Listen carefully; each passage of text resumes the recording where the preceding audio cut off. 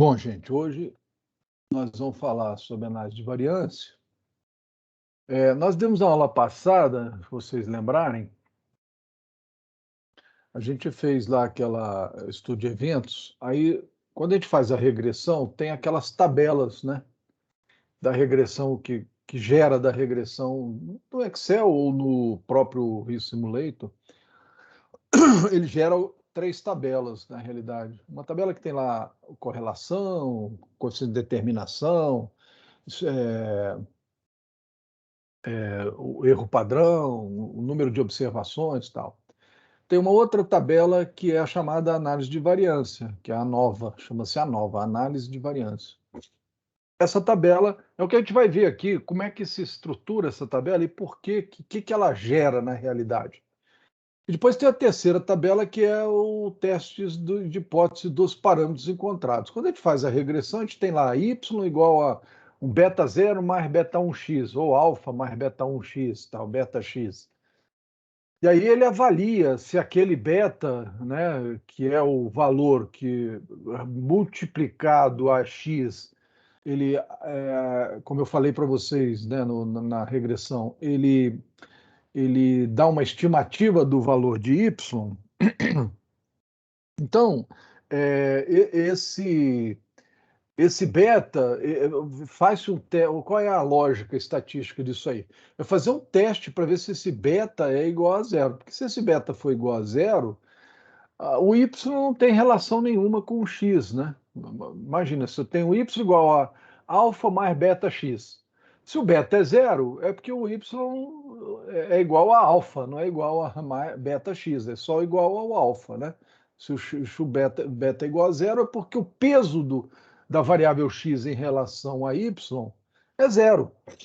Sendo assim, você não tem o que estudar da regressão, né, ou da associação existente entre a variável y e x. Não existe essa associação. Então, o que nós fazemos, o que é a regressão em si, o que é o modelo de regressão, é exatamente isso. Qual é a relação existente de y com x? Essa relação é dada por uma inclinação, né? Se a gente for pensar em termos de gráfico, né?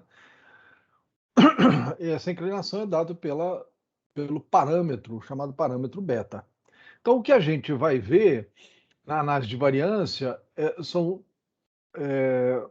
três coisas, né? Primeiro, essa relação com essa variável, depois, como que ela se estabelece em termos de modelo, e depois, como ela se estabelece em termos de variável em si, de cada uma das variáveis. Se eu tiver uma regressão que não tem só um x, né? Então, por exemplo, y igual a alfa, né? Eu posso estar falando de alfa ou beta zero, tá, gente? É porque tem gente que usa beta zero, tem gente que usa alfa. Mas vamos falar então beta zero. Então, alfa, y é igual a beta zero mais beta 1x1 mais beta 2x2, por exemplo. Eu tenho duas variáveis x que impactam a variável y, que eu quero estabelecer, ou pelo menos quero estudar se existe essa relação. Então, é normal, é possível e é esperado que eu analise se esse beta 1 e beta 2, que está dentro do meu modelo, ele tem alguma associação com a variável y, né? Então, e se existe essa associação do modelo em si. Então, primeira coisa, existe uma associação do modelo, e depois, se existe, que modelo que é? Ele é só com beta 1, é só com beta 2, ou é com beta 1 e com beta 2? Então, tudo isso eu analiso, né, estatisticamente, e vejo se esse modelo realmente tem uma certa lógica, né? E aí eu posso fazer algumas inferências, né, em relação a isso. Então, no nosso caso do estudo de eventos, é a inferência do quê? A inferência do logaritmo, né, ou do retorno, melhor dizendo, que é o logaritmo dos preços, né? Mas é do retorno do ativo em relação ao retorno do Ibovespa.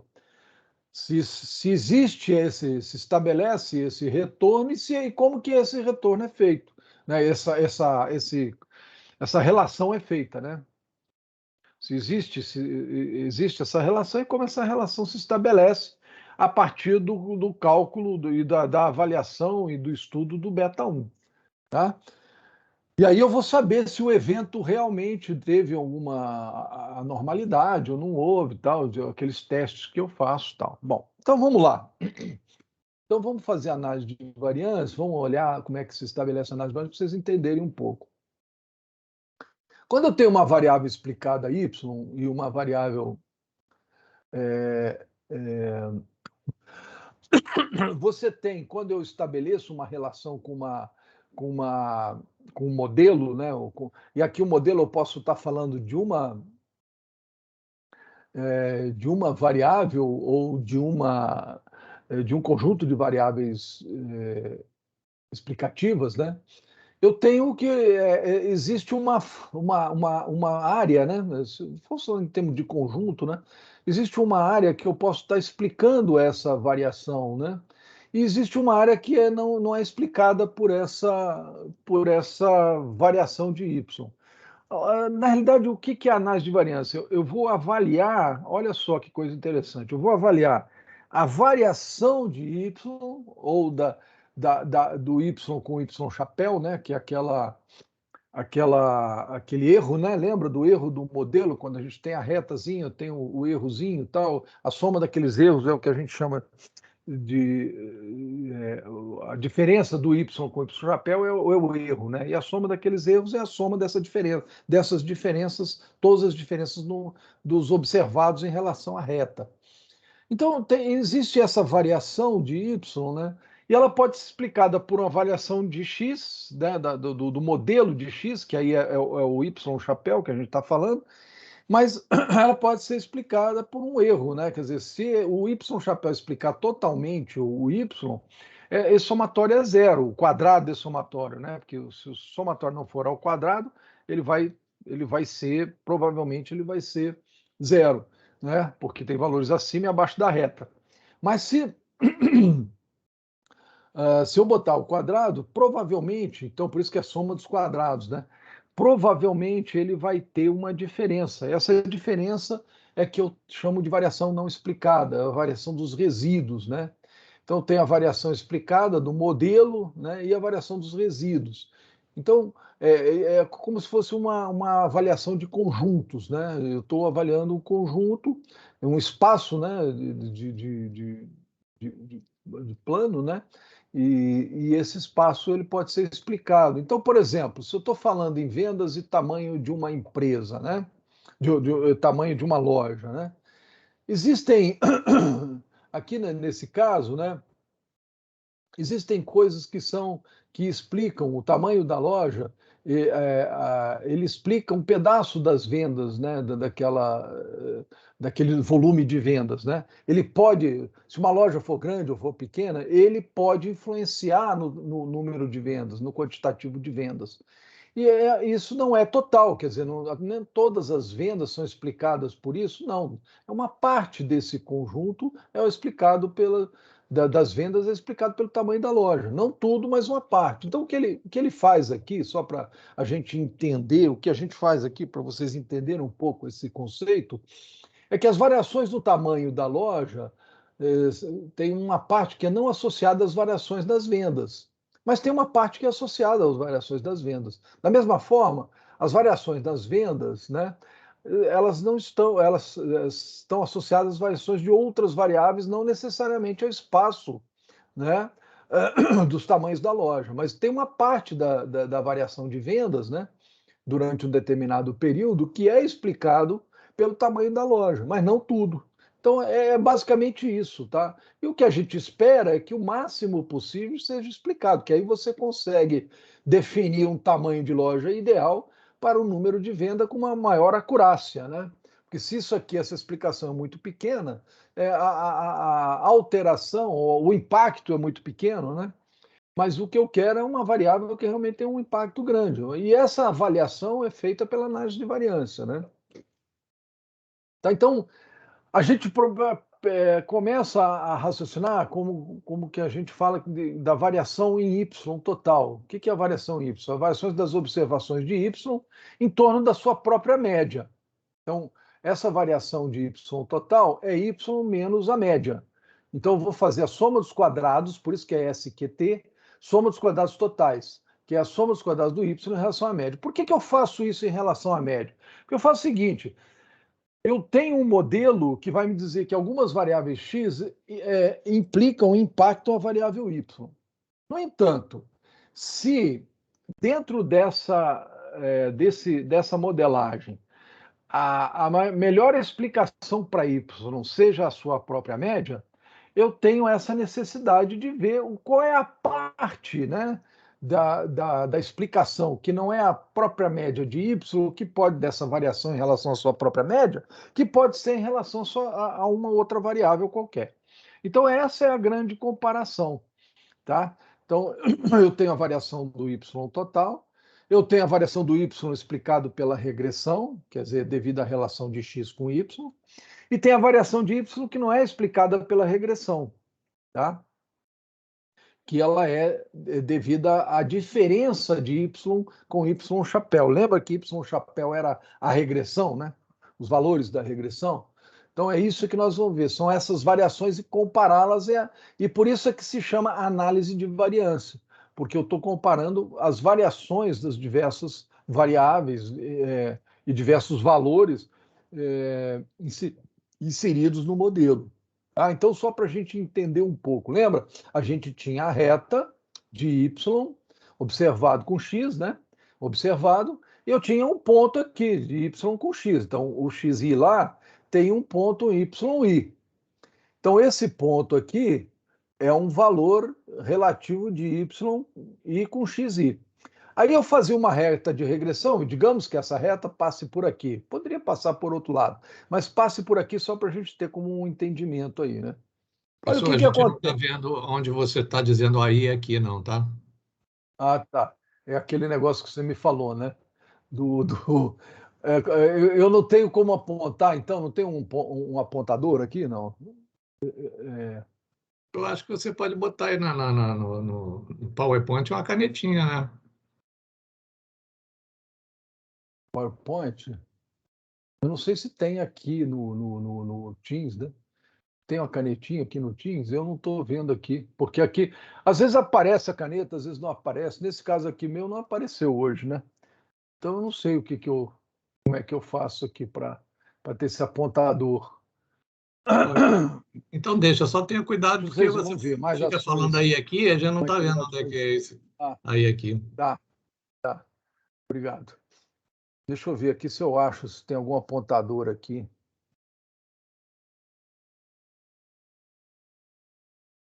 É o que eu digo para vocês, eu prefiro muito mais o outro, muito mais simples, não tem. Mas esse cara ganha o mercado, né, velho? E aí é fogo. Até as universidades caem no canto da sereia aí do. Pior quando ele se mete a vender vacina, né? Sim, sim, vende tudo, né? O caboclo quer vender tudo, não quer ganhar dinheiro. Ainda fica criticando os outros, né, velho? Bom, desculpe, eu não tô conseguindo, mas eu vou tentar. Vejam que aqui eu tenho o eixo de Y, o eixo de X, tá? Então, é, vocês não veem o meu cursor mesmo, né? Não conseguem ver o meu cursor? Não, Não consegue. professor. Não, né? Pois é, coisa ridícula isso. Mas então, vamos lá. Professor, Oi. eu não sei se ajuda, mas eu acho que se o senhor assumir o controle, não sei se o senhor já está com controle. Controle, mas boa pergunta. Eu acho que sim. Não estou, não? Não, Não tá sei, sim. professor. Tá no controle, sim. Eu acho que estou, Ah, mas então. também não sei. Eu já não sei mais nada aqui nesse negócio. Justo, Infe- professor. Infelizmente, eu já não entendo mais nada. Mas vamos lá. Então, eu vou tentar aqui, então, fazer com vocês, sem o cursor, né? Já que o cursor não funciona, eu pensei que funcionava. Bom, então, só para vocês perceberem, tem um negócio escrito ali, VNE, né? Que é o que é isso aí? Isso é a diferença. O YI que vocês estão vendo aí, tem o YI e o XI. Então, tem um ponto lá em cima, que eu estou chamando de YI, esse ponto aí, ele tem um correspondente dele na reta, tá? Então tem um ponto correspondente na reta que vocês estão vendo aí, né? E veja que no eixo das abscissas, das ordenadas, quer dizer, o eixo de y, eu tenho o y, tenho o y chapéu e tenho o y barra. O que é o y barra? O y barra é a média de y, né, dos valores de y desse conjunto de valores aí. Então, tem uma média de y, vocês estão vendo, tem os valores pontilhados, e acima tem o y chapéu, que é o quê? É o y da reta, correspondente da reta. Então, para o xi aí, que vocês estão vendo lá embaixo, eu tenho um correspondente à média. Se vocês forem pegar o xi e levantar uma ordenada no xi, você tem o valor correspondente à média, tem o valor em cima da reta, que é o que eu chamo de y chapéu, que é o valor correspondente a x na reta, e tem o valor observado de xi e yi. Então, quando eu observei o xi, eu observei o y também, é aquele valor que eu chamo de yi, que é o ponto que nós estamos vendo lá, que está também indicado por yi. Tá? Veja que eu tenho duas diferenças aí, né? Ou três, né, se a gente for pensar. Eu tenho três diferenças aí, né, em relação a essa reta. Eu tenho a diferença do y com y chapéu, né, que é do ponto à reta. Vocês estão vendo essa chavezinha aí, né? Tem uma diferença do ponto à reta na chavezinha, né, do y com a reta. Então eu tenho y menos y chapéu, porque a reta é o y chapéu. Então eu tenho o que a gente chama de VNE, né? E tenho o valor da diferença do y chapéu, que é da reta, em relação à média, a média de y, que é o y chapéu menos y barra. O y barra é a média, né? Então eu tenho o que eu chamo de VE, tá? O valor de erro, o valor total e o valor do modelo, né? Em relação ao modelo. Tá? E o valor total, o que é? É o y, né? O y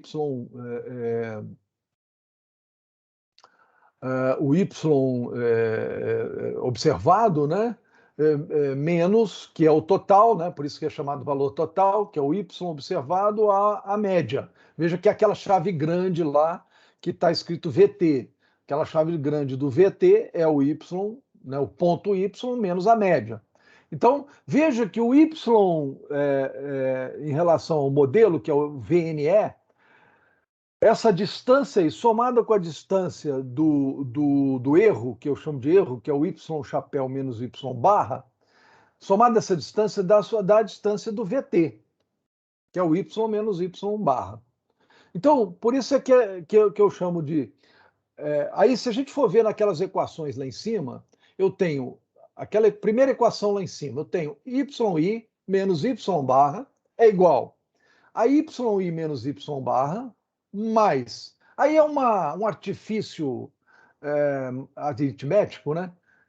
Mais não, menos y chapéu mais y chapéu. Quer dizer, no fundo é a mesma coisa, né? Mas isso é só para vocês verem que existe essa relação de pontos que vai explicar exatamente o que nós vimos ali no gráfico.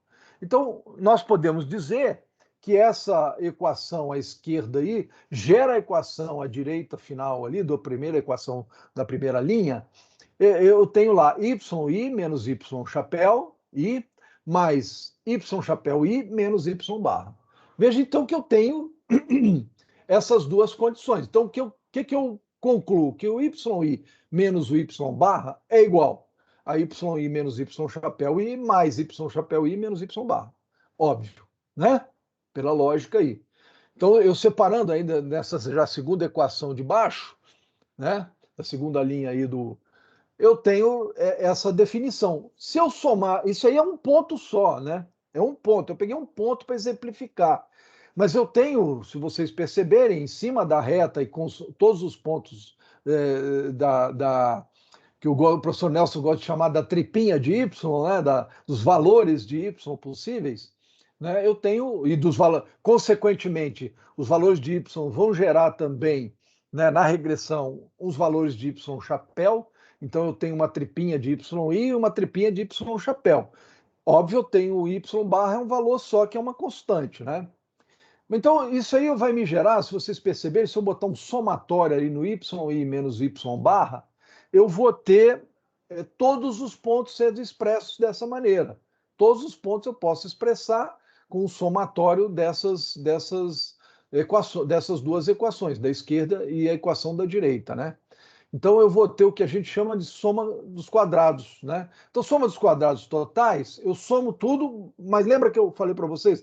Eu vou ter que elevar ao quadrado, por quê? Porque se eu não elevar ao quadrado, esses valores vão ser zerados. Então eu vou elevar ao quadrado. Porque o somatório de y menos y barra, por exemplo, vocês sabem que qualquer valor que eu somar de diferença do y com a sua média vai dar zero, né? Se eu somar y menos y barra, fizer a somatória de todos os pontos, isso vai me dar zero, né? Então tem que elevar ao quadrado, senão não tenho análise de variação nenhuma. Eu quero fazer análise de uma variação. Lembra que a variância é ao quadrado? Por que a variância é ao quadrado? A variância é ao quadrado por causa disso, para não zerar. Então aqui eu tenho no SQ total, eu tenho a variância de y ao quadrado. Se vocês perceberem, esse SQ total só não é variância porque eu não divido por n, né? Porque eu não preciso dividir por n, depois vocês vão ver por quê. Mas é o chamado soma dos quadrados totais. Então é a variância de y nesse caso. O segundo, lá embaixo, o termo, se a gente for analisar aqui, ó, pegando esses termos da segunda equação aqui, somando e elevando ao quadrado, eu vou ter o segundo termo de baixo, que é o que eu chamo de soma dos quadrados da regressão, que é esse cor de laranja que está aí, né? E o azulzinho claro que está aí, de SQ resíduos, é a soma dos quadrados dos resíduos, que eu considero os y menos o y chapéu, que é o y da reta, né? Que é o y da reta ao quadrado. Então, se vocês forem ver a reta aí embaixo representada, você tem uma reta azul. Veja que eu tenho os pontos de y, né, que são os pontinhos que eu tenho pretos aí. A reta azul representa o y chapéu e a pontilhada representa a média. Então, o que ele está dizendo com isso é que a soma dos quadrados de todos os pontos a diferença em relação à média é igual à soma dos quadrados da regressão e à soma dos quadrados do resíduo, conforme nós vimos anteriormente, né? Então, ele quer associar todos esses pontos. Aí ele vai fazendo toda essa brincadeira aí. O que é a soma dos quadrados totais? É a diferença de todos os pontos em relação à média. Tá aí, ó, ponto YI, daquele retângulozinho ali, ó, YI, menos a média, né? O ponto médio, que é dos pontos tracejados. Então, essa diferença que vocês vão ver no colchete verde é que representa a soma dos quadrados totais nesse retângulo verde que nós temos aí, tá certo? Então, eu tenho YI, essa diferença em relação a Y barra, desculpe, dá esse valor aí que nós estamos vendo. Bom, esse então seria o que a gente chama de soma dos quadrados totais. No caso da soma dos quadrados da regressão, é a mesma coisa, só que em relação à regressão. A regressão é qual? Então é a média menos a regressão. A regressão é o y chapéu, que é a reta azul. Então essa chavezinha aí é a diferença de espaço, né, entre o que é a média e o que é o ponto na regressão, né? Os pontos na regressão, tá certo? Então, o que a gente chama de soma dos quadrados da regressão, que são essas diferenças laranjas aí na chavezinha laranja. Analogamente, eu tenho soma dos quadrados dos resíduos. O que são dos resíduos? São os pontos reais, como vocês viram, do YI, menos o Y chapéu. O que é o Y chapéu? É o Y em cima da reta. Então, são essas chavezinhas lilazes aí, né? Deveriam ser, até para ser compatível, deveriam ser azuis claras, mas não são, tudo bem. Mas são essas chavezinhas, essa diferença dessas chavezinhas aí, ok? Então nós temos o seguinte conceituação aí, ó, a soma dos quadrados de y, ou total, que a gente chama de SQT, nessa primeira equação é igual à soma dos quadrados da regressão, mais a soma dos quadrados dos resíduos. O que é a soma dos quadrados totais? É o soma dos quadrados de I, que, como nós vimos, é o somatório de y menos y barra ao quadrado. O que é a soma dos quadrados da regressão? É a soma de y chapéu menos y barra. tudo ao quadrado, né, gente? Por isso que é soma dos quadrados, né? E a dos resíduos? A dos resíduos é y menos y chapéu, então, que é o chamado soma dos quadrados do resíduo. Então, essa equação lá de cima, né, em negrito, lá em caixa alta, ela representa o que a gente está querendo analisar, tá?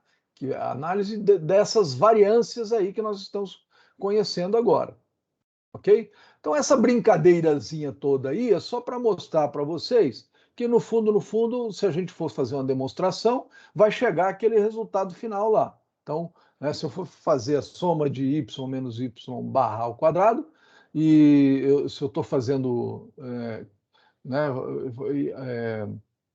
é igual a y chapéu menos y barra mais y menos y chapéu, se eu for fazer tudo isso ao quadrado e desenvolver, vai chegar aquele resultado que nós vimos anteriormente, tá?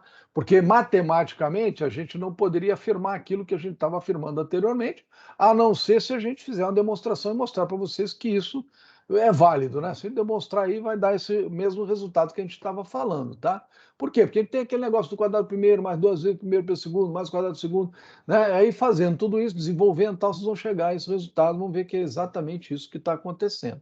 Então, isto é, a soma de y menos y chapéu ao quadrado é a somatória de y chapéu menos y barra ao quadrado, mais somatória de y menos y chapéu ao quadrado, tá? Então, isso aí é só para vocês entenderem matematicamente. Então, a gente pode voltar àquele slide que a gente fala o seguinte, olha, se eu tenho duas situações, tamanho e vendas, eu posso dizer que as vendas dependem do tamanho da empresa. Ela tem uma parte aí que ela é explicada por isso, né? Então, existem variações de modelo, né? Que é aquela parte do Y chapéu lá. Existem variações de modelo que podem explicar do tamanho, né? Da variável tamanho, que pode explicar as vendas, tá? Isso é uma variação de modelo, tá certo?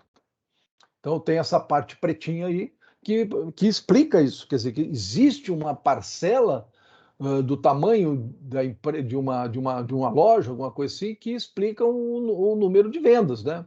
Talvez por causa de uma correlação indireta de estoque, alguma coisa assim, mas não importa. Aqui nesse caso, não importa. Aqui é um exemplo, né? Então não importa muito, mas o que importa é o seguinte: o tamanho da loja está influenciando as vendas, né? Às vezes a pessoa entra lá, começa a olhar os produtos, tal, tem mais. Veja que um supermercado ele vende muito, por quê? Porque ele tem vários produtos, né? Tem vários estoques. Então, e o tamanho do supermercado define muito o tamanho das vendas, né? Quanto maior o supermercado, maior vendas ele terá, porque mais produtos ele vai ter, né? Em maior quantidade e em maior variedade, né? Então, tem alguma coisa relacionada nisso aí, né? Bom, aí a gente vai para aquele negócio de correlação, que também a gente chamou de coeficiente de determinação. Na realidade, esse conceito é exatamente o conceito que a gente estava vendo daquela fórmula que nós vimos anteriormente. Depois vocês vão ver que aquela fórmula é exatamente isso aqui, né? Que se a gente for ver sobre essa visão um pouco diferente, vocês vão ver que é a mesma coisa matematicamente do que a gente viu anteriormente em termos de coeficiente de correlação, que é o quê? O R2 representa a variação explicada do modelo, que é o SQ regressão, sobre a variação total. Veja que a variação do modelo é a parte explicada do slide anterior, é a parte explicada preta aí como é que se fala? Da interseção, né, desses dois conjuntos, né? Então, é a parte pretinha aí sobre a parte de vendas, que é a parte total, né? Então, veja que é a parte total das vendas aí, ó. Então, pretinho sobre as vendas, né? E o tamanho é o X, né? Então, o verde é o Y. Então, veja que é a parte preta, que é o SQ total, né? Então, se a gente for ver, ó, o SQ regressão sobre o SQ total, né? Aí já indo para a última equação aí embaixo, vocês vão ter né? O que é SQ regressão? SQ regressão é o quê? É SQ total menos SQ resíduo, não é isso? Então, SQ total sobre SQ total menos SQ resíduo sobre SQ total. Como SQ total sobre SQ total é 1, eu vou ter que o R2 é 1 menos SQ resíduo sobre SQ total. Então, o R2 ele vai de 0 a 1, por quê? Por causa desse conceito aí. Por isso é que, por que o coeficiente de correlação vai de 0 a 1? Exatamente por isso. Tá? Porque ele avalia a variação dos resíduos sobre a variação total. O que eu espero, na realidade? Que o R2 seja igual a 1, não é isso? Que o R2 igual a 1 é porque ele tem total correlação. Então, se eu tenho duas variáveis, o que eu mais quero, tem um modelo, né, é que esse modelo seja 1, né, o R2. Por que eu quero que seja 1? Porque eu quero que o SQ resíduo, quer dizer, a influência da soma dos resíduos, das vezes, seja a menor possível. Então, eu quero que o SQ resíduo seja zero. Então, se ele for zero, o meu R2 vai ser 1. Né? Se o meu numerador aqui é SQ-res, né? Que eu estou chamando de SQ, que é o SQ resíduo, eu estou chamando de SQ-res aí. Se esse valor for zero, eu vou ter o meu R2 1, que é o perfeito, né? O melhor possível. Então, quanto menor esse SQ resíduo, melhor para o meu modelo. Né? É por isso que a gente faz isso, né? Que o conceito da análise de variância é exatamente essa. A variância dos resíduos, sua variância total, ela tem que ser zero. Né? O ideal tem que ser, não, o ideal é ser zero. Quanto menor possível, mais próximo o R2 vai estar do meu modelo ideal. Né? Então, esse é o conceito da negócio. Então, se eu for tirar a raiz quadrada desse negócio, eu vou ter valores entre -1 e 1, como eu falei para vocês. A regressão, tirando a raiz aí, eu vou ter valores, podem ser negativos ou positivos. Então, o coeficiente de correlação ele pode ser negativo ou pode ser positivo. Óbvio, variando de -1 a 1, né? Ele não pode ser menor ou maior do que isso. Então, veja que o que nós falamos lá atrás sobre a correlação, o coeficiente de correlação, é esse a conceituação, tá, gente? É por aí que a gente tem que entender isso. Se a gente fosse entender de uma forma não só matemática, mas uma forma conceitual, é esse o entendimento, tá? Aí a gente volta àquela tabela. Veja que aquela fórmula que vocês viram lá, aquele 1 menos SQ resíduo sobre SQ total, ou SQ da regressão sobre SQ total, se vocês forem ver, é a covariância, olhando para essa fórmula aí que nós estamos vendo aí em cima, aquele SQ resíduo é covariância sobre sobre o produto de dois desvios padrões. É a mesma coisa. Se a gente for analisar e demonstrar aquela situação que nós vimos lá anteriormente, ela representa exatamente esse valor aí que vocês estão vendo, tá? Essa equação aí que vocês estão vendo aí. É só uma forma diferente de apresentar, mas é a mesma coisa, tá? E aí vocês têm essa escala, né? Que é a escala de negativa, positiva e inexistente. Né? Ela é forte, mesmo porque lembra que é a raiz de valores mais ou menos, né? Mas mais próximo de 1 ou de -1, né? Já que é uma raiz de valores que podem ser negativos e positivos, mais próximo de 1 ou -1 é porque eu tenho uma alta correlação. Ela pode ser uma correlação negativa ou positiva, mas tem alta correlação. Se está entre 0,5, menos 0,5 e mais 0,5, ela tem uma baixa correlação. Tá? Acima disso já são valores, de certa forma, consideráveis. Né? Embora se diga, é fraco, 0,6, 0...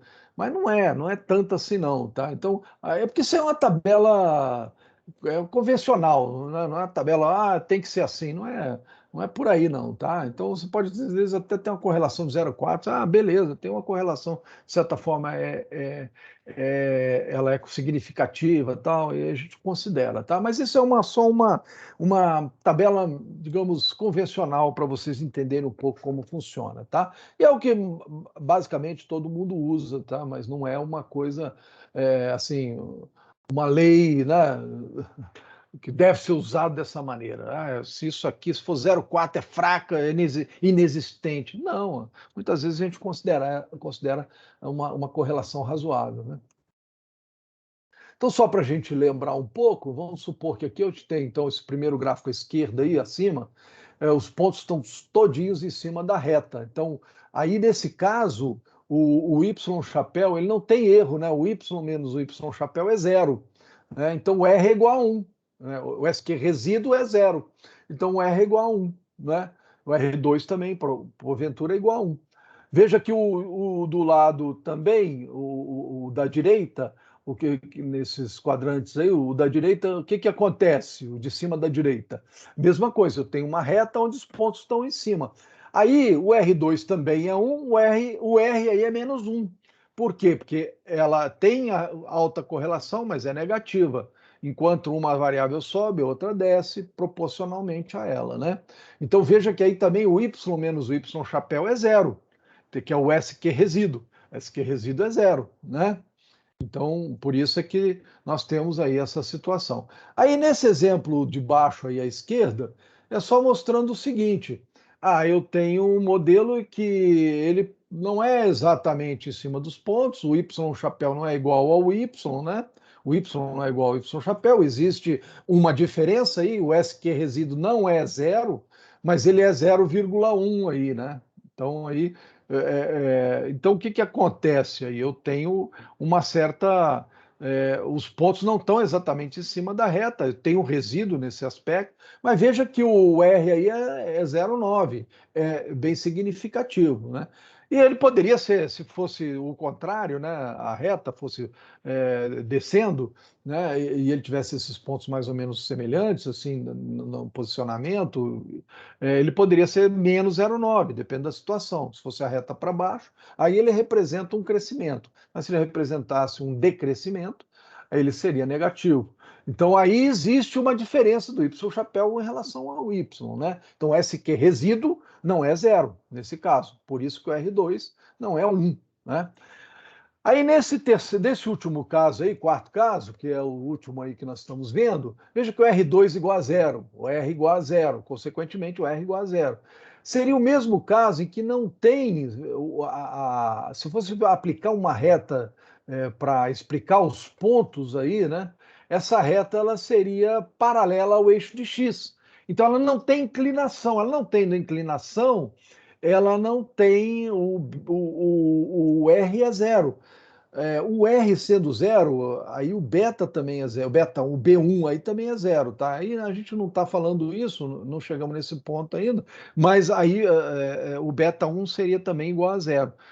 Se vocês forem perceber, a fórmula do beta 1, ou do B1 nesse caso aí, né? A fórmula do B1 ou do R, o numerador, né, é o mesmo, é igual. Isto é, se eu fosse pegar o beta, esse numerador que vocês estão vendo nessa fórmula aí, ó, o numerador da fórmula que está aí, é o mesmo do beta 1. O que muda, não sei se vocês lembram, a gente até fez na última aula, a gente fez até comprovou isso, demonstrou, né, que o valor do beta era esse numerador aí, que é o que a gente chama de covariância, né? O denominador é que representa apenas a variância de x, no caso do beta. Do correlação é isso aí que vocês estão vendo, é o desvio padrão de uma vezes o desvio padrão do outro, desvio padrão de x vezes o desvio padrão de y. Já no beta, o denominador é só a variância de x. Então, eu tenho a variância de x no beta, tá? Então, é só essa parte aí de somatório de x1 menos x2 menos x barra ao quadrado. Sem essa raiz e sem o somatório aí de y menos y barra ao quadrado, tá? E sem essa raiz também, tá bom? Então, então beta aí também seria zero, tá? Por quê? Porque o numerador é zero, tá? Não existe covariância. O que ele está dizendo que não existe covariância? Não existe. Veja que a covariância é muito semelhante à correlação. A correlação é zero, a covariância é zero. Isso não existe covariância, não existe correlação entre y e x. Não existe covariância, portanto, a covariância também é zero. Tá certo? Então, por isso que o numerador de beta também é zero. Você vai ter a relação de y apenas com beta zero. E na fórmula, eu não sei se vocês lembram, mas na fórmula de beta zero, o que era beta zero? A fórmula de beta zero era a média de y menos B1 a média de x. Se o B1 é zero, o que é o beta zero? Sendo B1 zero. Beta zero é a média de y. Então, o que ele está falando aí? Olha, se eu quero explicar y, o y chapéu é uma explicação de y em função de uma variável x.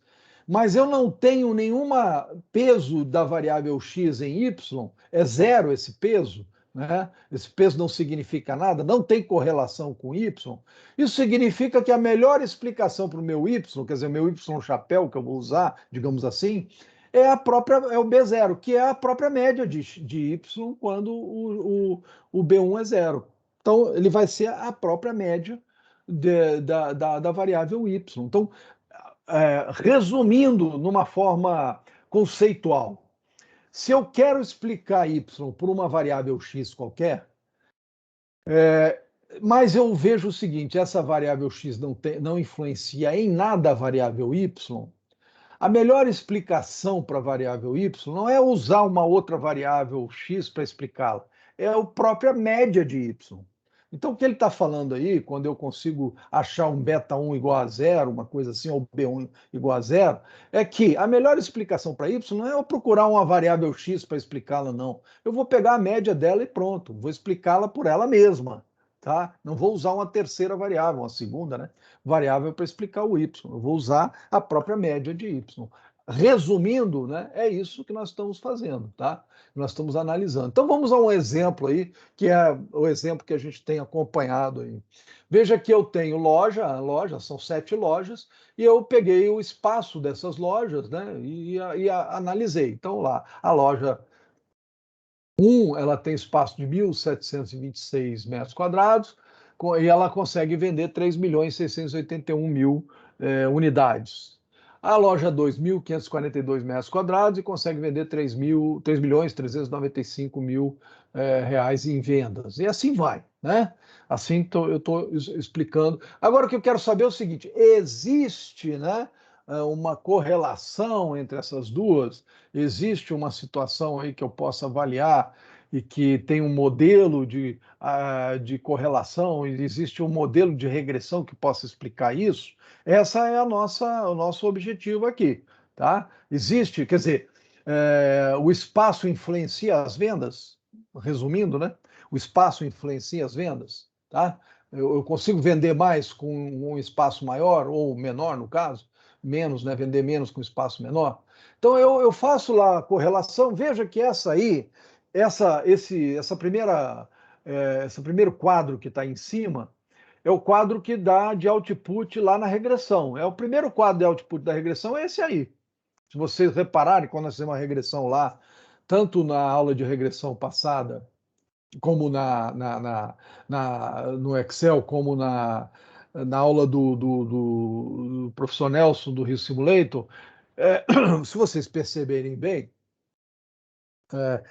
tem a primeira tabela lá de cima, a primeira tabela que foi output lá do nosso cálculo lá. A primeira tabela ele dá o R múltiplo, tá? O R múltiplo é o 0,97 aí. Ele fala em R múltiplo, não fala em correlação, porque o R múltiplo, veja que essa forma que nós vimos agora, né, de soma de quadrados dos resíduos, soma quadrados totais, tal, ele é uma forma que você não importa se tem uma variável x, 2, 3, 4, importa o modelo em si, né? O modelo ele pode estar formado de várias variáveis independentes, que são as variáveis x. Ele pode estar formado de várias variáveis. No caso aqui, é só uma, né, que é a vendas, mas desculpe, é o espaço. Mas ele poderia estar formado por várias outras variáveis. Então, por isso é que é R múltiplo, ele aceita múltiplas variáveis. Ele pode ser feito com uma ou com várias, né, variáveis independentes. Quando eu falo variáveis independentes, estou falando de x, tá? Várias variáveis x, né? Então, se eu tirar a raiz, vai dar 0,94. Veja que 0,97 é muito próximo de 1. Então, aquela parte do SQ resíduo, ela é pequena, né? Então, eu já tenho um bom indicador aqui, tá? O R ao quadrado é o quadrado desse 0,97. O R ao quadrado ajustado é uma... Ele serve pelo seguinte, quando eu estou botando variáveis, que às vezes eu coloco variáveis no modelo, sempre quando eu coloco variáveis no modelo, esse R múltiplo aumenta. No entanto, aliás, o professor Nelson mostrou isso no Rio Simulator. No entanto, se eu botar variáveis, que essas variáveis têm pouca importância para o modelo, ou quase nenhuma, o R ajustado, ele, por uma forma de montagem da equação, o R ajustado ele vai dar maior do que o R ajustado no modelo com variáveis insignificativas, tá? Não significativas, melhor dizendo. Então, ele vai aumentar. Embora o R múltiplo aumente, ou diminua, porque você está tirando uma variável que não tem importância. Por exemplo, eu estou com 4 variáveis. Eu tiro uma delas que não tem a menor importância. Com certeza o R múltiplo diminui. Com certeza. Consequentemente, o R quadrado também. Com certeza, esses dois diminuem. Só que o R ajustado, quadrado ajustado, esse vai aumentar, porque ele vai dizer o seguinte: olha, essa variável tem pouca contribuição, tá? O erro padrão é uma diferença, eu até mostrei para vocês, é a diferença entre y e y chapéu, dividido por n-1, alguma coisa assim. Depende muito do modelo, tá? Às vezes você tem que tirar, se tem uma variável, se tem duas variáveis, se tem três, você vai dividir por um outro valor. Mas a princípio é isso. Do caso, melhor dizendo, é raiz de n-1. Então é o chamado erro padrão. As observações, vocês sabem, foram 7 observações, foi isso que aconteceu. E aqui tem a correlação, a tabela, só para mostrar o que está acontecendo ali em relação ao R múltiplo, né? Qual é a associação de correlação entre essas duas variáveis. Então veja que é forte, né? Nesse caso, tanto como o R múltiplo, R quadrado, R ajustado, todos eles foram acima de 0,9. Isso está mostrando que ele é forte correlação, tá? Essa é a tabela que a gente chama tabela de análise de variância. É interessante, vocês vão ver como é que surge essa tabela. Essa é a segunda tabela, quando a gente fez a regressão lá, não sei se vocês lembram, lá do Excel, teve aquela primeira tabela que eu acabei de mostrar, a segunda tabela é essa. Essa aí é a tabela da análise de variância, que a gente chama análise de variância. Tá? Os valores são esses, mas eu vou mostrar para vocês depois, por isso que eu não vou me ater muito aqui, porque vocês vão entender melhor no passo a passo posteriormente. Como é que surgem esses valores? Lembra que eu falei em SQ regressão? O que é o SQ regressão? Somatório de y menos y, desculpe, é somatório de y chapéu menos y barra, né, ao quadrado.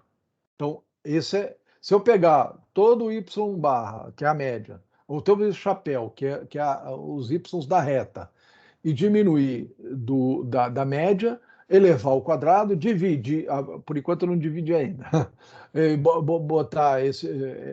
fazer esse cálculo, eu vou ter esse 30,380 da tabela que nós vimos anteriormente, né, dos valores daquela tabela que nós vimos anteriormente.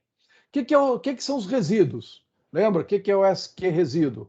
É o y menos y chapéu, somatório de y menos y chapéu ao quadrado. O que eu falei para vocês? Que o SQ total é a soma dos dois. Então, se eu for somar o 30,380 com 871 ali, eu vou ficar com 32,251. Tá certo? O que é o grau de liberdade? O grau de liberdade, por exemplo, da regressão. Quantas variáveis eu tenho? Variáveis independentes eu tenho na regressão? Eu tenho uma, né, que é o x. Só tem um x. Se eu tivesse 2, seriam 2. Se eu tivesse 3x, seriam 3. Então, nesse caso, eu tenho 1. Qual é o número de observações? 7, né? O total, eu vou no total, depois eu entro no resíduo, tá?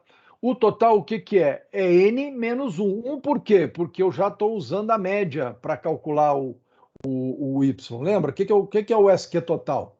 É somatório de y menos y barra ao quadrado.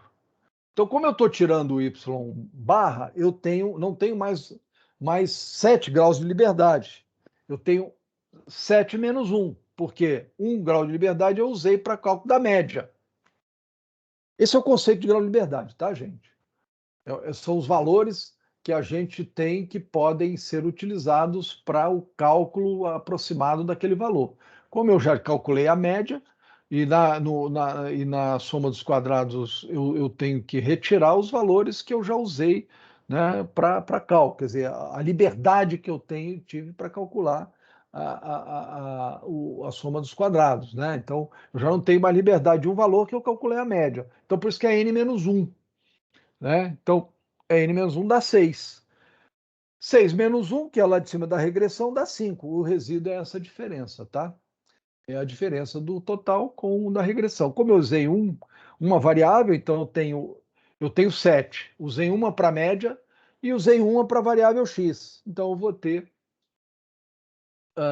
5 para o resíduo. O que é o quadrado médio? Aí é quadrado médio ou média dos quadrados. Seria o valor do SQ, no caso aí, 30,380 da regressão, por exemplo. 30,380 dividido por 1, é o mesmo valor. O que é o MQ no caso dos resíduos? 1,871, 199,59 dividido por 5, que dá 374. Só para vocês entenderem, o que eu fiz aí?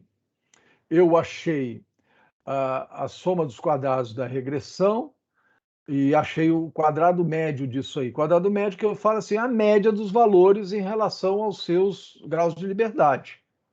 Então, o quadrado médio da regressão e do resíduo que eu tenho é o seguinte: o que é utilizado, se eu fosse pensar naquele gráfico de Venn que nós vimos lá atrás, que é aquele espaço, né, do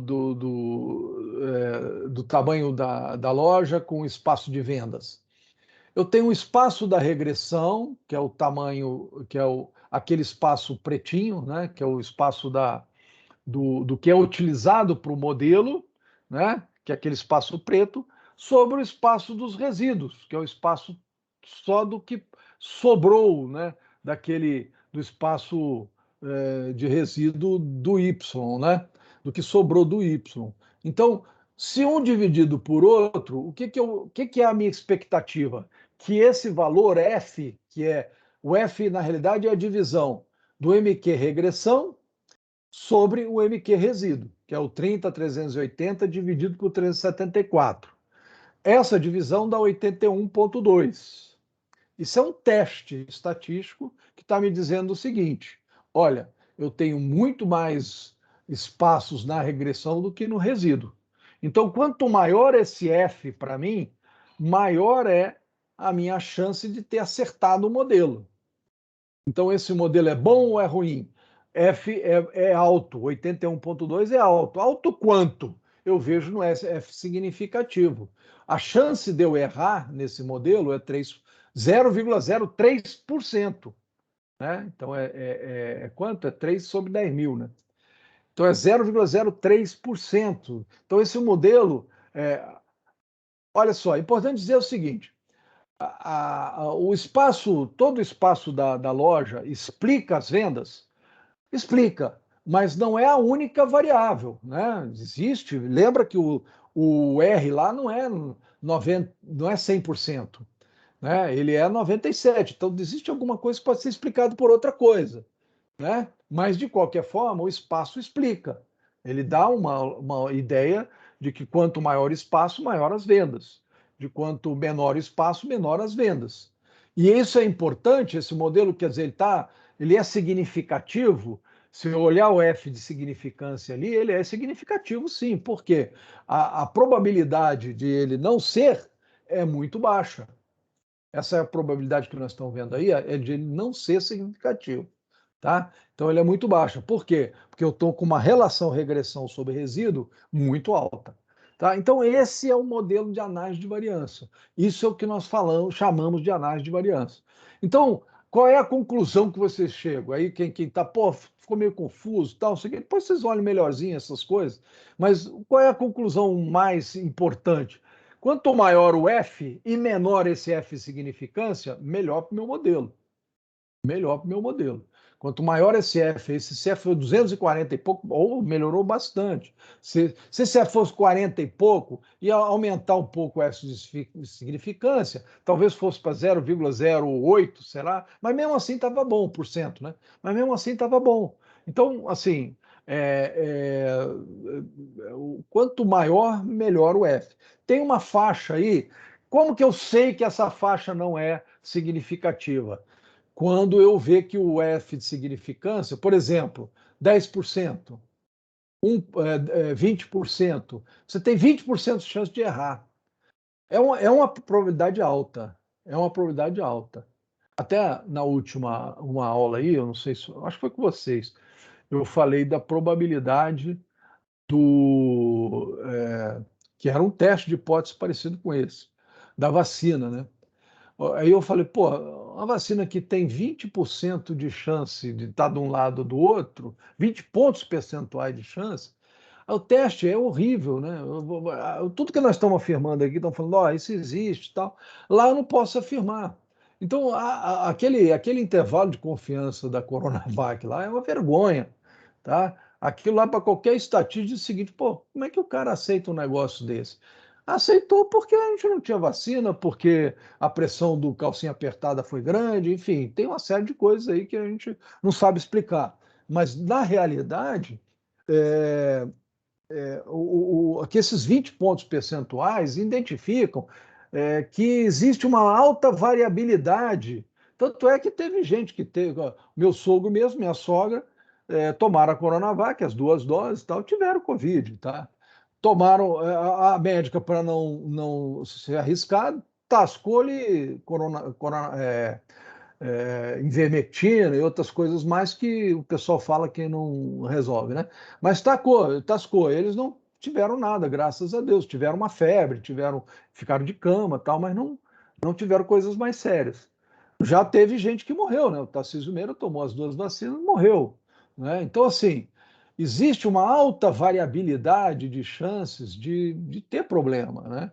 Essa variabilidade existe. Claro que ela tem uma certa proteção, mas essa proteção ela tem alta variabilidade, né? Dentro do espectro das diversidades do ser humano, em termos de idade, de saúde, essa coisa toda que a gente sabe que acontece. Isso foi demonstrado no teste de hipótese e no intervalo de confiança, tá? Isso foi demonstrado. Só que ninguém deu bola para isso, né? As pessoas não dão bola. Estatística é uma coisa que passa assim. Ah, tudo bem, ninguém entendeu isso aí mesmo, então vamos embora. Né? É mais ou menos isso, tá, gente? Ah, ninguém entendeu, 20 pontos percentuais para mais e para menos. Para quem tinha 50%, se tivesse 90%, 20 pontos para menos dá 70%, aí tudo bem. Né? Aí tudo bem, mas não é o caso, era o caso que está 50%. Então você tem 20 pontos para menos, dá 30, né? Então, tinha gente que tinha 30% de chance de ter efeito na vacina, né? E isso de certa forma, mostra que não é uma coisa muito eficiente, né? Eficaz. Tá certo? Mas tudo bem. Não precisa falar aí que eu não sou a favor de vacina, não. Muito pelo contrário. Eu sou a favor de vacina boa. Esse negócio de vacina aí, bom, deixa para lá. Não vamos discutir isso não, porque senão nós vamos ficar aqui sem falando coisa que não. Embora eu acho que é muito importante, que vocês entenderem de estatística é uma coisa importante, até para vocês não serem iludidos com coisas, né? E isso é uma coisa de saúde. Tudo bem, a maioria de vocês talvez nem mexa com isso, mas é a mesma coisa se a gente for falar em termos de mercado, em termos né, de vendas de mercado, né? Mesma coisa, né? Só muda a variável, né? Mas o conceito e o conhecimento tem que ser o mesmo. Tá certo? Então vamos lá. Olha, o que eu estava falando, o MQ regressão é o SQ regressão dividido por 1 no caso, porque só tem uma variável. E o meu MQ resíduo é o SQ resíduo N menos 2. Veja que lá era 7, né? 7 menos 1, depois 7 menos 1 de novo é N menos 2. Então o F calculado é o MQ regressão sobre o MQ resíduo, tá? que é o que eu estava falando para vocês. Então, o teste, na realidade, só para vocês entenderem qual é o teste da análise de variância, o teste, na realidade, é o seguinte: o H0, né, eu não sei se vocês lembram disso, o teste de hipótese ele tem duas configurações, é o H0 e o H1. O H0 é a hipótese que eu quero contestar, eu quero rejeitar. Normalmente eu quero rejeitar. Então a hipótese de que o Y só é igual ao beta zero, só é igual à sua média. O Y, né, cada valor de Y é igual à média, o beta zero, visto que não tem o beta 1 aí, não tem o X, né? É igual ao beta zero, que é a média, mais um erro aleatório qualquer. Isto é, um valor de Y ele é a média mais um valor da diferença do valor de Y para a sua própria média, é um resíduo, né? Já o H1 é o seguinte, quer dizer, então, né, só complementando, né? O H0 representa um modelo estimado não adequado, né? Quer dizer, eu quero rejeitar essa hipótese aí de H0. O H1 seria a hipótese de que existe um modelo, né? Esse modelo que eu estou propondo, o Y é igual a beta 0 mais beta 1x mais um erro aleatório. Esse modelo estimado ele é adequado. Então, o que eu estou testando com a análise de variância que vocês acabaram de ver é todo aquele teste, todo aquele quadro, aquela coisa toda, dividir um pelo outro, achar o F e tal. O objetivo final é testar essa hipótese aí, de H0 e H1. Né? E o que eu quero? Eu quero é rejeitar a hipótese H0. Isso é a minha expectativa. Mas pode não acontecer, mas isso é a minha expectativa. Né? Então, o objetivo é se concluir se as variáveis independentes, que no caso são as variáveis x, incluídas no modelo, explicam ou não, de forma significativa, o comportamento da variável dependente y. Né? Então, eu tenho uma variável dependente y e eu quero dizer o seguinte: a variável independente x explica esse comportamento de y, esse é o meu objetivo. Quando F tabelado, porque todo aquele F que eu achei lá, existem tabelas eles são baseados numa distribuição chamada distribuição F. F porque foi Snedeker que achou essa distribuição. Então é chamada muitas vezes de F de Snedeker, né? Que foi ele que descobriu essa distribuição e montou essa análise de variância praticamente, né? Facilitou, melhor dizendo. Não foi ele, né? Mas ele facilitou essa análise de variância. Então, quando o meu F tabelado é menor que o calculado, o F, né? Por isso que eu quero um F bem grande, né? Porque se o meu calculado for muito grande, eu posso rejeitar H0. Então, quando o F calculado, né? Por exemplo, o nosso deu 81 ponto alguma coisa lá, 81,5, sei lá, 81,7, não sei. F calculado foi maior que o tabelado, porque o tabelado, se eu for ver na tabela lá, dá um valor muito menor do que esse aí, eu rejeito H0. Né? Então, quanto maior for o F calculado em relação ao F tabelado, maior a nossa crença de que o modelo está correto. Existe esse modelo aí que nós estamos vendo aí nesse retângulo amarelo aí. O modelo com a variável x, né? O modelo que é o que eu estou prevendo aqui em cima, lá no H1. Né? Então, melhor é esse modelo que eu estou prevendo aí, tá certo? Então, a gente volta um pouquinho só para vocês entenderem o que eu acabei de falar. Né? Então, o número de variáveis explicativas é k igual a 1, né? É x, né? Número de variáveis x. Veja que o MQ regressão sobre o MQ resíduo dá 81,2, então é um valor bem grande. E o p-valor, que é o valor da probabilidade desse valor ser grande, do valor f ser grande, é 0,03%. Veja que é um valor bem pequeno. Né? Então, o teste, na realidade, como é que funciona? Né? Então, está lá, H0, Y igual a beta 0 mais erro. O H1, Y igual a beta 0 mais beta 1x mais erro. Beleza. Eu tenho que definir um nível de significância, que eu chamo. Então, eu quero um nível de significância de 5%. Beleza. Eu estipulei esse nível de significância. Para isso, eu preciso saber qual é, até para olhar na tabela de uma distribuição F de Snedeker, porque o que eu faço quando eu falo em distribuição F tabelado, que é o que eu vi ali no verificar ali, né, aquele termo, né, verificar, eu digo o seguinte: o F tabelado tem que ser menor que o calculado. Para eu saber qual é o tabelado, eu tenho que definir um nível de significância, que nada mais é do que uma probabilidade de significância. Qual é o valor correspondente a esse 5%? Para eu achar na tabela, eu tenho que saber qual é o grau de liberdade do numerador, que no caso o grau de liberdade do numerador é 1, e tem que saber o grau de liberdade do denominador, que é 5, que é n menos 1 menos 1, né? Que é 5, 7 menos 1 menos 1. Aí eu vou na tabela, beleza, eu chego lá na tabela, olho, tabela de F, né, da distribuição F.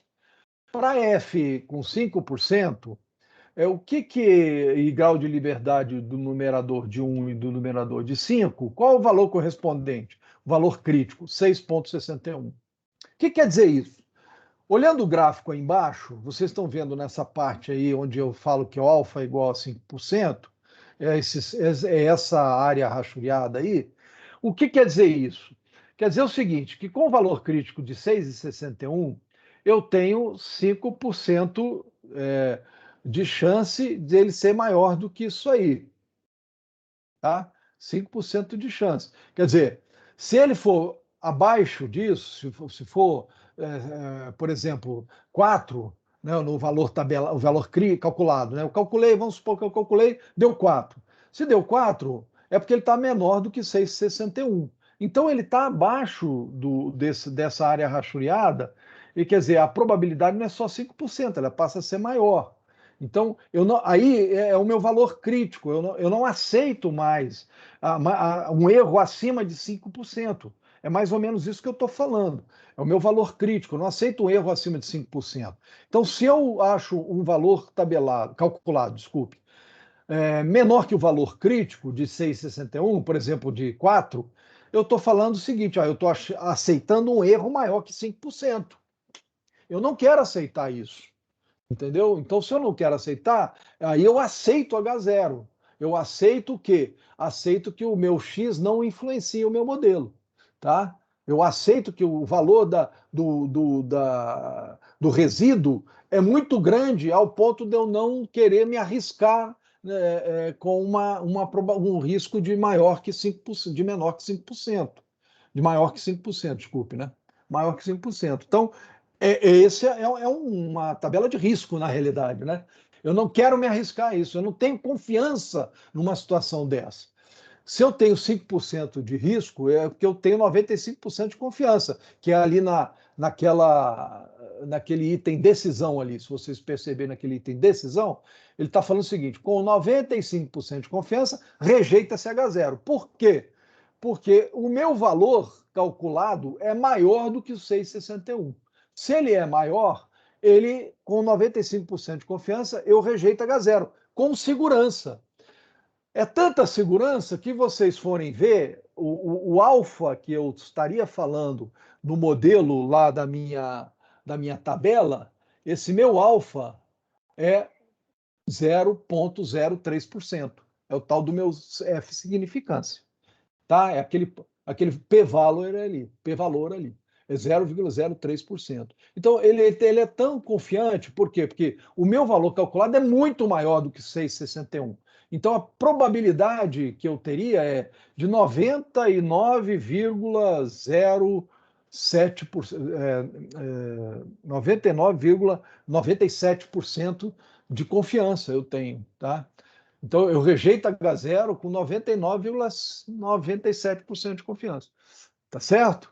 Então, a conclusão que eu posso chegar... Mas aí, que é o seguinte, por que eu botei 5% aí? Eu não precisava botar 5%.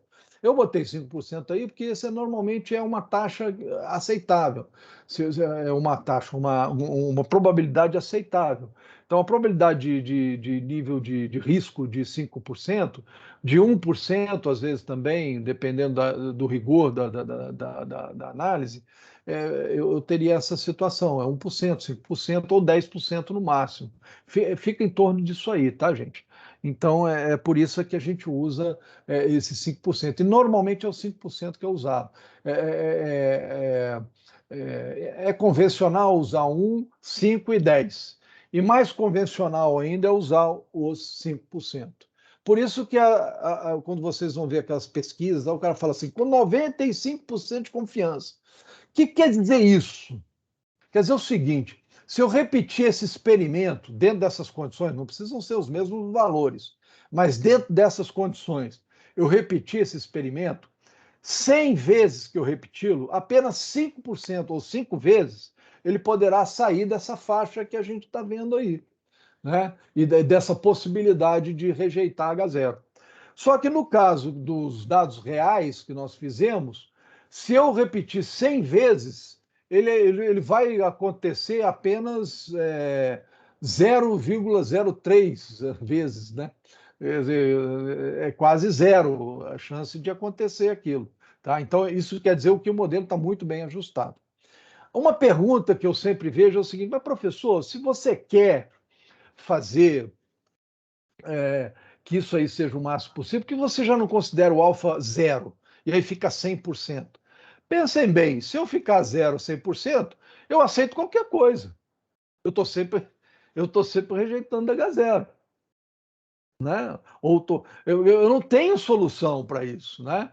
Eu não tenho estudo, eu estou aceitando qualquer coisa, né?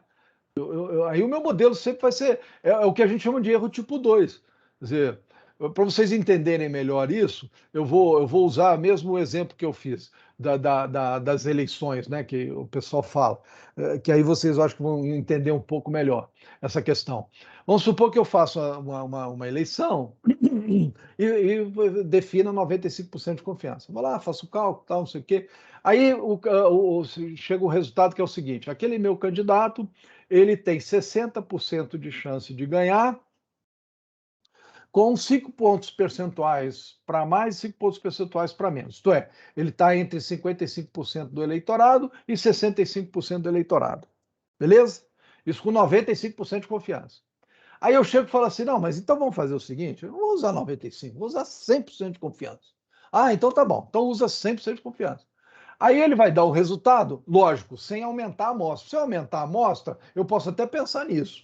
Mas se eu não aumentar a amostra, ele ficar a amostra daquele jeito, e eu ponho 100% de confiança. O que vai acontecer? Vai acontecer o seguinte: ele vai chegar ao seguinte resultado. Olha, eu cheguei ao resultado, deu 60%, como eu falei para vocês na pesquisa, só que como você mudou o seu intervalo de confiança, eu digo o seguinte: o intervalo de confiança é o seguinte, é de 5% a 100%. Como assim? Você tem 5% dele ter 60% a 100% dele ganhar, ou 100%. Sim, mas 5% ele não vai ganhar. Porque com 5% de voto ele não ganha. Sim, mas você não pediu 100% de confiança? 100% de confiança eu posso ter a confiança de dizer que isso vai acontecer. Vai de 5% a 100%. Não vai diminuir de 5% e não vai aumentar de 100%. Eu tenho 100% de confiança que isso vai acontecer. Sim, mas aí você não resolveu o meu problema. Mas o seu problema não era dar 100% de confiança? Entenderam a lógica da coisa? É o que a gente chama de erro tipo 2. Quer dizer, não adianta eu fazer aumentar o erro tipo 1, né, ou diminuir o erro tipo 1, né, para 0, eu vou aumentar o erro tipo 2. Quer dizer, a chance de ter um resultado, mas a minha pesquisa não serviu para nada. Por quê? Simplesmente porque eu dei um intervalo de confiança muito grande. Qual o exemplo? Eu acabei de explicar para vocês da vacina. Olha o da vacina. Pô, olha só, é 50%. Tá, eu só vou aceitar se for 50%. Se for abaixo de 50%, eu não aceito. Por quê? Porque ela não tem eficácia boa. Ah, tudo bem. Mas qual é o intervalo de confiança? Ah, é 20% para menos e 20% para mais. Sabe o que foi isso? Ou a amostra foi pequena, ou a amostra é muito variável, ou eu fiz o quê? Eu aumentei o erro tipo 2 para dar resultado para o erro tipo 1. Né? Aí eu botei lá o 90 e poucos por cento, alfa igual a 1%, ou pode ser até 5%, o erro é tão grande que pode. Aí o que aconteceu? Ah, o que me serve se for de 30 a 70?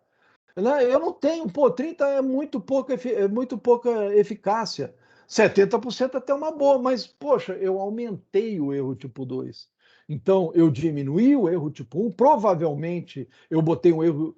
Provavelmente não, o erro tipo 1 foi 5%. Ele deixou o erro tipo 1 5%, porque ele não quis aumentar o erro tipo 1.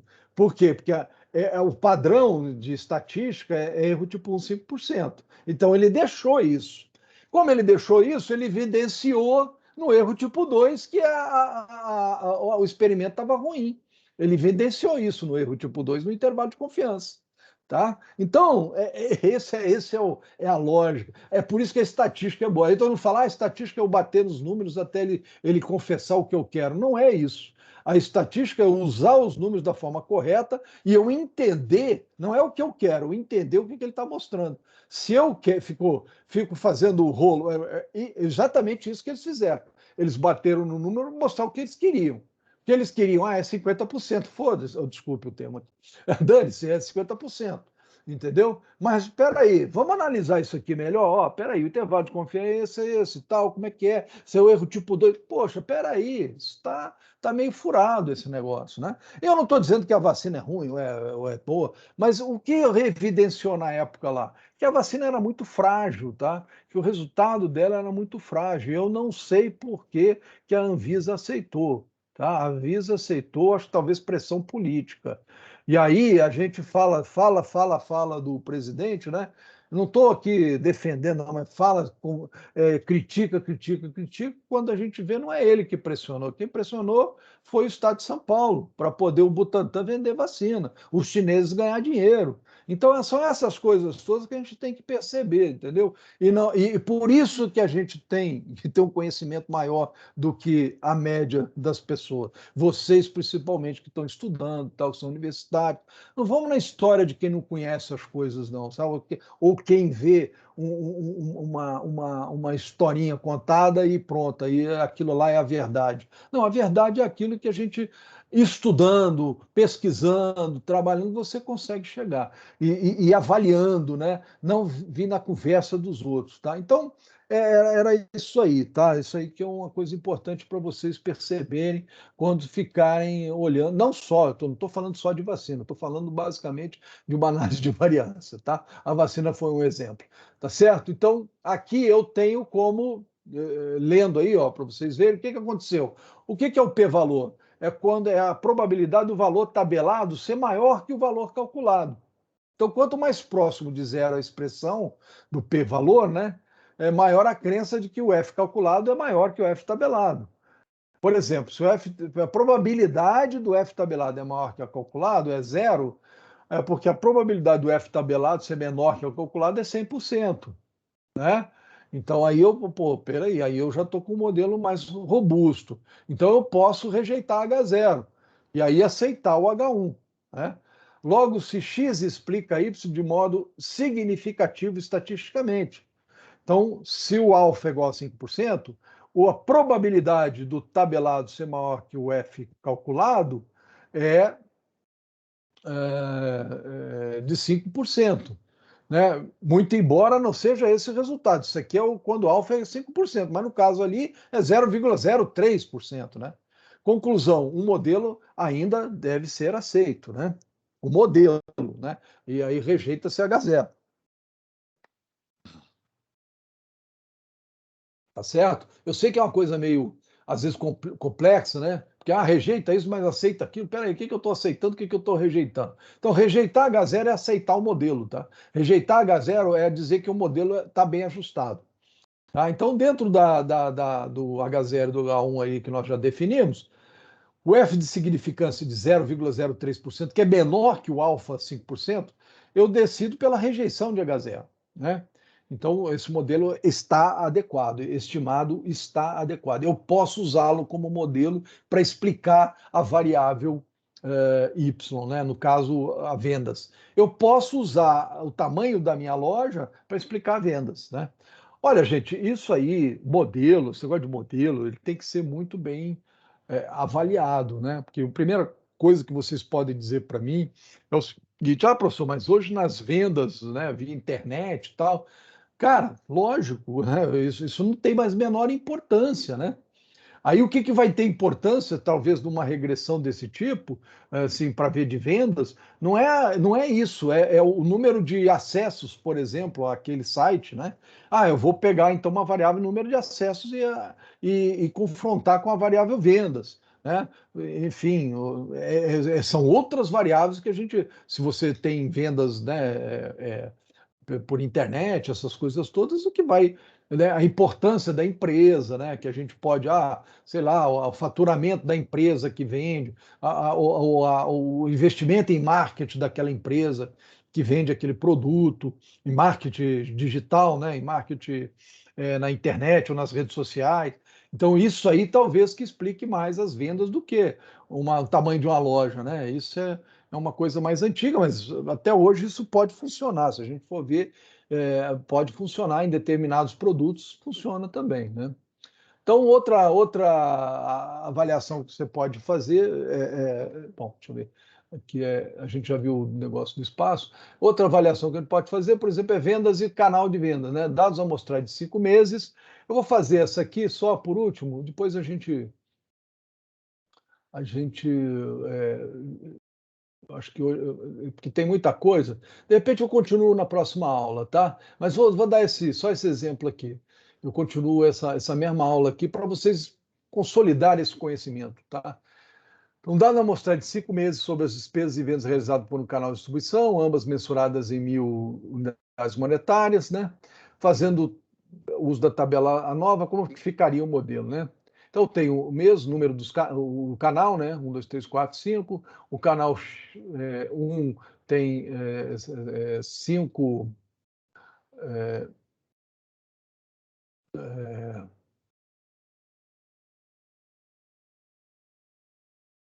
Tem vendas de 50 mil, né? E dados mostram 5 meses sobre despesas. Aí, vendas realizadas por um canal de distribuição.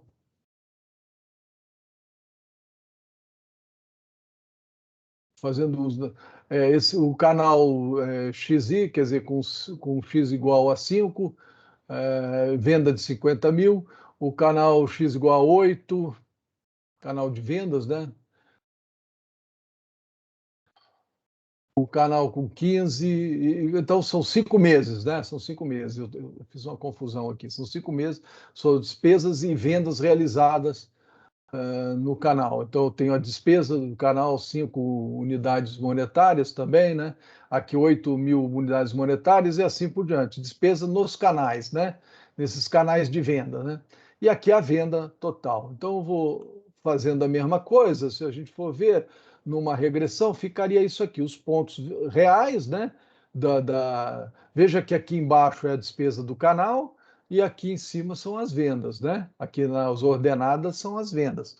Então, as vendas têm a ver com a despesa no canal. Então, se eu fiz uma despesa de 5, eu vou ter uma venda de 50. Se eu fiz uma despesa de 30, eu vou ter uma venda de quase 58, e assim por diante, né?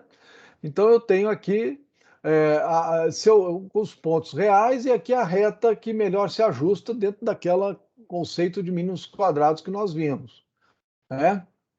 Aí eu fazendo lá na regressão do Excel, do Rio Simulator, eu vou ter 0,78 por aí, né? R quadrado aí, tiro a raiz disso aqui, dá 0,61 e o ajustado dá 0,47. Então aqui está nítido que precisam de outras variáveis. Não é só aquela despesa dos canais que vão definir a venda, né? Pode ter outras coisas também, né? Pode ter espaço, pode ter, como eu falei para vocês, é, marketing, propaganda, né, tal, pode ter outras coisas. Então veja que, mas mesmo assim ele está forte ainda, né? E está assim mais ou menos entre forte e fraco no R quadrado, né? Mas o modelo ainda tá bem, dá para explicar um pouco, né? Mas tudo bem, nós vamos ver pela análise de variância. Vejo que pelo R deu um certo valor razoável. Vamos pela análise de variância. Fazendo lá o SQ, deu 19, o SQ da regressão, o SQ resíduo deu 12,57. Como é 1 grau de liberdade só, né, uma variável x dá 1, né, são 5, então é 5 menos, no total dá 5 menos 4, 5 menos 1 dá 4 e 5 menos 2 dá 3 para o resíduo. Aí fazendo o MQ, que é 19, 42, 43 para a regressão e 4,2 para o resíduo. O F dá 4,63. O F de significância, olha só, gente, o F de significância foi para 12,04. 12%. Veja que para 5% ele não passa, né? Se a gente for ver 5%, ele já não passa. né? Então, vamos lá, vamos até analisar isso, é um exemplo proposital para vocês entenderem. Então, veja lá, H0 é o Y sendo a média, o H1, o Y sendo explicado por X, o teste estatístico do F calculado a 4,64, o F, o alfa para 5%, o numerador é K igual a 1 e o denominador é 3. Veja que o valor crítico de 6 pulou para 10. Né? Por quê? Só porque diminuição do GL, do grau de liberdade do denominador. Era 5, era 6 e pouco, tabelado. Né? Como esse aqui baixou de 5 para 3, ele aumentou o valor crítico para 10. Né? Por quê? Porque eu tenho que aumentar a minha segurança, né? Porque é o que eu falei para vocês, isso é risco, né? Então eu tenho que aumentar a minha segurança. Eu aumentei a segurança de valor crítico para 10,13. Quer dizer, o modelo, na realidade, o calculado, a distribuição, ela exige 10,13. Veja então que o valor tabelado, 10,13, ali no verificar, ele é maior do que o valor calculado, que é 4,64. Então, a decisão com 95% de confiança, quer dizer, a decisão para 5% lá de risco, né, digamos assim, é não rejeitar H0. Né? Mas por que você fala não rejeitar, aceitar H0? É a mesma coisa. Tá? Mas o que acontece é que o estatístico pode dizer o seguinte: não, eu não vou rejeitar H0. Né? Porque o meu objetivo é rejeitar H0. Então, eu não vou rejeitar H0. Então, por isso que a gente usa o termo, isso é um termo estatístico mesmo, tá? Não rejeitar H0, que na realidade é aceitar H0. Né? Conclusão, o modelo não é adequado. Nesse caso, o modelo não se tornou adequado, justamente por quê? Porque eu tenho um valor acima de risco de 10, de risco acima de 5%. Né? Na realidade, deu, se a gente for ver em termos percentuais, né, deu 12,4%. Né? Então, eu estou com um risco de 12,4%. Eu não quero assumir esse risco, eu assumi o risco de 5%, né, de não ser, para aceitar o modelo. Né? Então, nesse caso, eu não aceito o modelo não é adequado. Tá? Então, eu prefiro, para explicar Y, eu prefiro a média de Y do que a média, do que a variável X para explicar o Y. Bom, gente, eu acho que tá bom hoje, até para não botar muita informação na cabecinha de vocês, que eu acho que já estou botando muitas, mas de qualquer forma é importante. Olha, gente, isso é extremamente importante, isso para análise de risco, né? Isso é extremamente importante, tá? Vocês saberem esses testes de hipótese, essas regressões, essas duas últimas aulas que nós demos, 3 aulas que nós demos aí, né? É muito importante para vocês entenderem o conceito, como que a gente usa a regressão, os modelos de regressão, usa a análise de variância para avaliar o risco daquela modelagem e, consequentemente, daquela afirmativa que vocês estão fazendo, né? Tá certo? Então, era isso que eu queria mostrar para vocês. Espero que eu tenha contribuído hoje, vocês tenham entendido um pouco, tá? Essa aula eu vou colocar lá também, que é a aula 9, tá? Então lá já tem a aula 8, que é a aula que nós demos passada de revisão de regressão, vou botar essa aqui também, e nós vamos continuar. Eu acho que vale a pena a gente continuar para a gente avaliar os estimadores. Lembra que eu falei que são 3 tabelas, a gente olhou a primeira e a segunda, a terceira não olhamos ainda. Então, a terceira nós vamos olhar na próxima aula, na segunda-feira. Tá bom? Aí vocês vão entender o modelo de regressão, espero eu, né? Vocês entenderem aí, poder aplicar, tá fazendo regressão, o Excel faz, o Risk Simulator faz, e o interessante do Risk Simulator, como o Nelson apresentou, depois ele pode até apresentar de novo, para consolidar melhor esse conhecimento para vocês, vocês perceberem que ele já dá essas análises, todas essas análises que a gente faz aqui para mostrar no modelo, se vocês perceberem bem, o Risk Simulator já dá, ele já te dá o resultado. Ó, a sua análise é essa aqui, ó. Então, tudo isso que nós vimos, ó, rejeita aqui, não aceita o modelo, tal, ele já faz, tá? Ele já dá. Então, é importante, o Risk Simulator tem essa grande facilidade aí, tá? Bom, é isso então, gente. O Nelson, você quer falar alguma coisa? A gente tem um tempinho aí, né? Se você quiser deixar algum recado aí para a turma. Nelson? Eu estava com o microfone desligado. Não, Eu gostei Beleza. muito da aula. Eu gostei Então muito da tá. aula. Realmente, isso que você falou é importante. Isso tem que estar na veia, né? Isso tem que... O cara que quer fazer gestão de risco, né? O cara, ó, eu estou fazendo engenharia de produção, eu fiz as matérias de gestão de risco, analisei e tal, quero conhecer gestão de risco. Pô, tem que saber isso, cara, tem que saber isso. Não sei se os meninos aí da pós estão aí hoje, porque eu fiz essa Não é só aula gestão de para risco, não, eles. professor. Engenharia de produção tem controle É, de qualidade, que muita gente trabalha, exatamente, e é estatística exatamente. pura. Exatamente, controle de qualidade é estatística pura. E até aconselho vocês a fazerem lá com o professor André, né? André, façam com ele, tá? O professor André é muito bom. O professor André é ótimo, tá? Ele tem uma carinha de mal lá, mas ele é um cara bom, né? É um cara legal. E ele é um excelente professor nessa área, então ele é muito bom. Então vale a pena fazer a disciplina com ele. Tem duas disciplinas, que uma é controle de qualidade, a outra eu não sei o nome da disciplina, mas é econometria. É extremamente interessante vocês fazerem. Quem quer conhecer um pouco melhor essa área, tal, ter mais conhecimento, tal, ter um conhecimento consolidado nessa área quantitativa, nesses modelos, seria bom fazer as disciplinas com ele, tá, gente? Hoje Então é aí isso, tá? eu acho que eu só estou vendo o William, né? Não é o William que é o aluno de É, hoje.